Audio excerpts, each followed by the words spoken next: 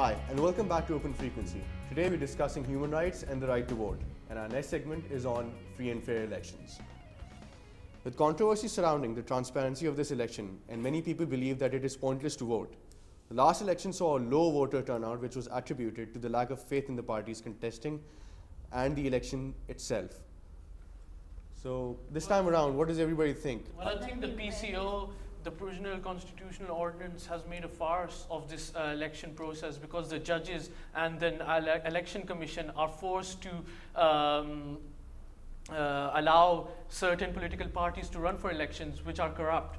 They shouldn't have been contesting elections. When the only thing your vote will decide is whether this party robs you or that party robs you. So do you think voting is different this time with, let's put it in context of what we discussed before. We've got people, we've lowered the age limit, we've just lifted the emergency.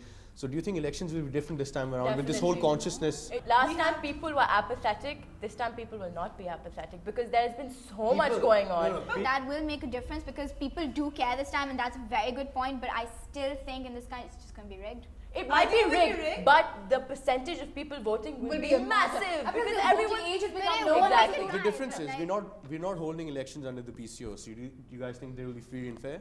No. See, what I need to ask is why not?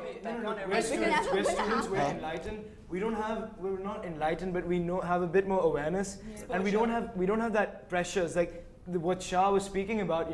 About the village vadera, the village elder. Like saying, you go vote for this party. Like we don't have that. But the fact is the majority of Pakistan...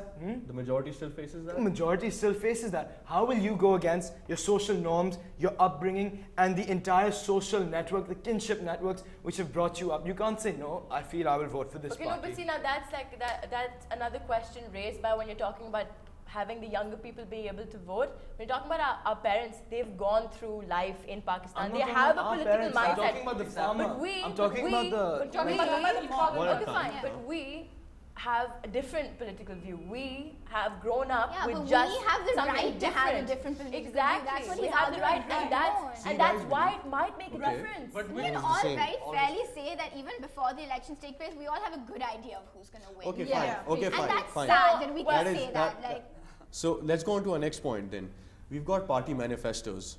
They have their policies laid out. Do they matter?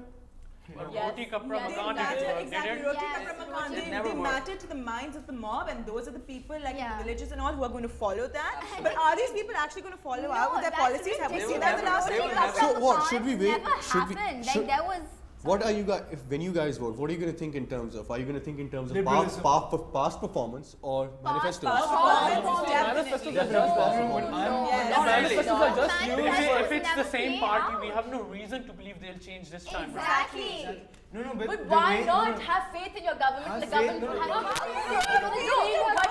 what Kennedy said is don't ask what the country can do for you, ask what you can do for your country. Next question then, should we even vote on a party basis? You have your local representative. You have to make an effort to be politically aware and make your choice wisely. The fact is that you can't sit there and play a blame game and just bum it off all on the government. The fact is that if you're not going to make a difference, why do you expect anyone else to?